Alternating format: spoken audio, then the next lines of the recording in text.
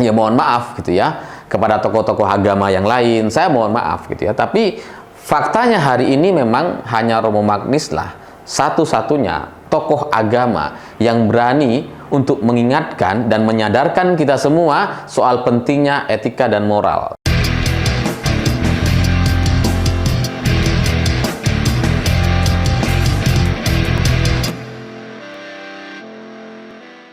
Selamat malam semuanya. Dari sidang sengketa Pilpres di MK, kita bisa saksikan bahwa ada beberapa hal yang cukup mengejutkan. Seperti misalkan kemarin hakim-hakim MK memutuskan untuk memanggil 4 orang menteri di kabinet Jokowi karena dianggap 4 orang menteri ini kesaksiannya dianggap penting di sidang MK. Padahal sebelumnya kita pikir MK tidak akan mengabulkan permintaan itu. Ya meskipun menurut hakim-hakim MK ini bukan karena dasar mengabulkan permintaan dari kubu Ganjar dan Mahfud, tapi ini berdasarkan keputusan hakim MK sendiri yang menilai bahwa kesaksian 4 orang menteri ini dianggap penting untuk kemudian dijadikan referensi atau alasan-alasan keputusan-keputusan MK nantinya. Dan setelah pemanggilan kepada 4 orang menteri yang rencananya besok akan hadir di sidang MK gitu ya, kemarin kita juga bisa menyaksikan pernyataan-pernyataan yang sangat-sangat keras sekali, yang sangat berani sekali dari seorang tokoh agama bernama Romo Magnis. Karena ini adalah pernyataan yang sangat luar biasa, yang tidak kita dengarkan, yang tidak kita dapatkan dari tokoh-tokoh agama manapun sebelum ini gitu ya. Baru Romo Magnis yang bisa bicara sekeras ini dan sejelas ini. Karena kira-kira beliau bilang bahwa bila presiden kemudian menggunakan kekuasaan untuk kepentingan kelompok dan golongannya, itu bisa dibilang sebagai mafia. Ya memang tidak disebutkan Presiden Jokowi, tapi ini yang disampaikan oleh Romo Magnis ini adalah soal kedudukan dan posisi, soal jabatan seorang presiden yang menggunakan kekuasaannya untuk kepentingan golongan dan dirinya gitu ya.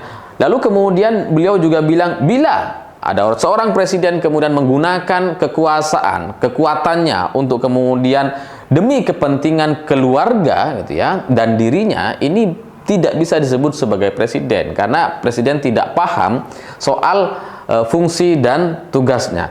Lalu yang paling banyak diberitakan di media hari ini soal presiden yang membagikan bansos. Menurut Romo Magnis, seorang presiden yang kemudian mengambil bansos dan membagikannya kepada masyarakat di luar tugas dan fungsinya gitu ya. Lalu kemudian bansos-bansos ini diberikan kepada masyarakat demi kepentingan dirinya dan kepentingan politik keluarganya. Ini ibaratnya, menurut Romo Magnis sekali lagi, ini ibarat karyawan yang mencuri uang di kas toko. Ya sekali lagi tidak disebutkan Presiden Jokowi, tapi ini dalam sebuah gambaran Romo Magnis bahwa kalau ada presiden katanya mengambil bansos, padahal itu tugas dari Kementerian Sosial dan kemudian itu diambil oleh presiden, dibagikan langsung kepada masyarakat padahal dia tidak punya kewenangan untuk itu diibaratkan sebagai pencuri. Apakah ini terjadi di Indonesia atau enggak, itu Romo Magnis tidak berkomentar lebih lanjut. Silahkan publik yang menilai katanya. Tapi bila kejadian ini terjadi, maka itu sama seperti pencuri, seperti karyawan yang mencuri uang kas di toko. Pernyataan-pernyataan Romo Magnis bagi saya ini adalah sebuah pernyataan yang sangat-sangat luar biasa, keras sekali, karena kemudian mengingatkan kita semua betapa pentingnya etika dalam kehidupan bernegara. Karena menurut Romo, melanggar hukum itu ya satu pelanggaran, tapi kemudian melanggar etika itu pelanggaran yang lain. Kalau kemudian ada orang yang sudah melanggar hukum, melanggar etika, kemudian memanfaatkan pelanggaran etik dan pelanggaran hukum itu untuk kepentingan pribadinya, itu adalah pelanggaran etik tersendiri. Jadi kesalahannya itu bisa double atau bahkan triple. Dan pernyataan-pernyataan Romo Magnis Susono ini seperti menjadi jawaban dari pertanyaan-pertanyaan saya beberapa bulan sebelumnya. Karena kalau kalian ingat gitu ya, saya pernah tanya di sebuah video, kemana para tokoh agama ketika melihat kelakuan Gibran yang sangat-sangat tidak beretika. Karena waktu itu di debat Capres-Cawapres gitu ya, Gibran itu sudah ditegur sama KPU ketika dia melakukan provokasi dengan tangan yang begini-begini. Tapi kemudian setelah itu dia ulangi lagi gitu ya. Jadi seolah-olah dia tidak peduli dengan teguran-teguran itu dan dia ingin terus melakukan provokasi. Nah, secara etik ini kan sudah melakukan pelanggaran. Secara hukum atau aturan yang sudah ada di KPU itu juga adalah pelanggaran tersendiri. Dan saya bertanya-tanya, di mana para tokoh agama yang seharusnya menjadi orang terdepan untuk mengingatkan kita semua soal etika, soal pentingnya moral dan etika gitu ya. Tapi kemudian di Pilpres 2024 ini sepertinya semua dipaksa untuk diam atau bahkan nampak tidak berani untuk menyampaikan sepatah kata apapun. Tokoh-tokoh agama ini pada kemana gitu. Dan yang mengherankan saya gitu ya, kalau ulama atau tokoh agama yang selama ini berafiliasi atau mendukung paslon 02 itu kemudian mereka diam dan bungkam, itu wajar gitu ya. Mungkin itu karena demi kepentingan politik mereka pribadi. Tapi dari kelompok paslon 01 dan 03 gitu ya, dari paslon lawannya, ulama-ulama, tokoh-tokoh agama dari paslon lawan pun itu tidak ada satupun yang berani untuk kemudian memberikan pernyataan-pernyataan yang mengingatkan kita betapa pentingnya soal etika dan etika bernegara di Indonesia ini.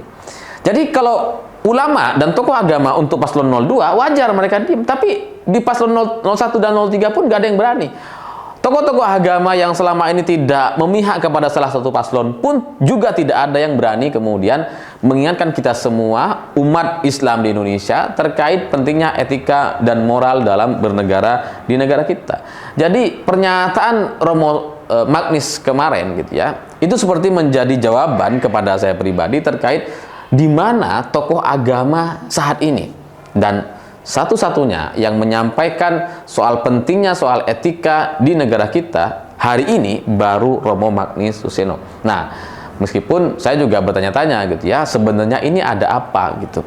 Kenapa tokoh-tokoh agama itu mendadak diam, mendadak bungkam, mendadak seperti tidak memikirkan soal negara ini lagi, tidak seperti tahun-tahun sebelumnya gitu ya, tidak seperti tahun 2022 dan sebelumnya gitu ya, di mana para ulama banyak yang kemudian menyampaikan pendapat-pendapatnya terkait etika dan moral di negara kita gitu ya. Kenapa kemudian sekarang menjadi diam atau bungkam? Dan ya, tapi sekali lagi sebelum jawaban-jawaban atas pertanyaan saya itu dijawab, Romo Magnis sudah memberikan jawabannya. Karena per hari ini saya tidak ingin kemudian menempatkan Romo Magnis menjadi yang pertama atau terbaik atau ulama terbaik di negara kita atau tokoh agama yang paling baik di negara ini, enggak gitu ya. Tapi faktanya memang sejauh yang saya tahu gitu ya, baru Romo Magnis Suseno ini satu-satunya tokoh agama yang berani bicara soal etika dan moral, soal etika di Pilpres 2024, dan ini pasti tidak mudah bagi Romo Magnis.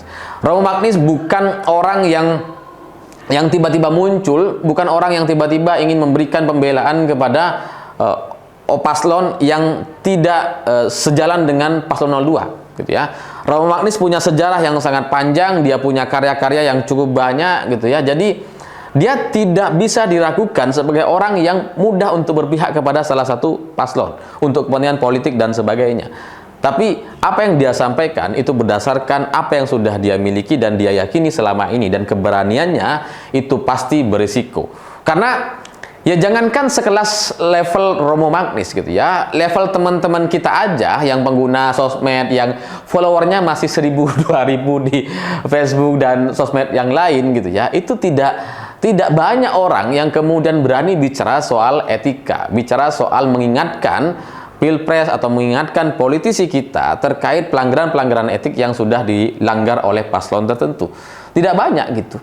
Yang followernya 1000-an aja nggak berani gitu. Apalagi seorang Romo Magnis yang punya karya, yang punya ketokohan dan sejarah panjang yang luar biasa. Sehingga resiko-resiko yang harus beliau hadapi setelah ini mungkin akan jauh-jauh lebih besar dibandingkan hanya disampaikan oleh saya, oleh kita semua soal etika dan moral di Pilpres 2024. Tapi semua itu dilakukan oleh Romo Magnis dengan penuh berani dan penuh pertanggungjawaban. Sehingga ya mohon maaf gitu ya kepada tokoh-tokoh agama yang lain, saya mohon maaf gitu ya. Tapi faktanya hari ini memang hanya Romo Magnis lah satu-satunya tokoh agama yang berani untuk mengingatkan dan menyadarkan kita semua soal pentingnya etika dan moral. Sehingga ya tokoh-tokoh agama lain saya tunggu gitu ya, kita tunggu apakah akan ada yang berani, atau kalau mereka tidak berani dan mereka diam, ya kita perlu tanyakan lagi gitu ya, sebenarnya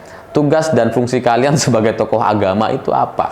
Setahu saya gitu ya, tokoh-tokoh agama itu mengajarkan soal ajaran-ajaran agama, dan setelah itu mengingatkan masyarakat dan umatnya soal pentingnya etika dan moral.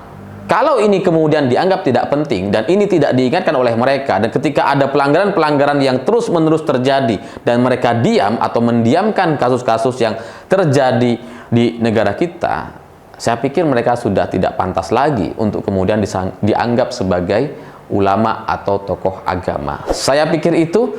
Terima kasih sudah menonton. Begitulah kura-kura.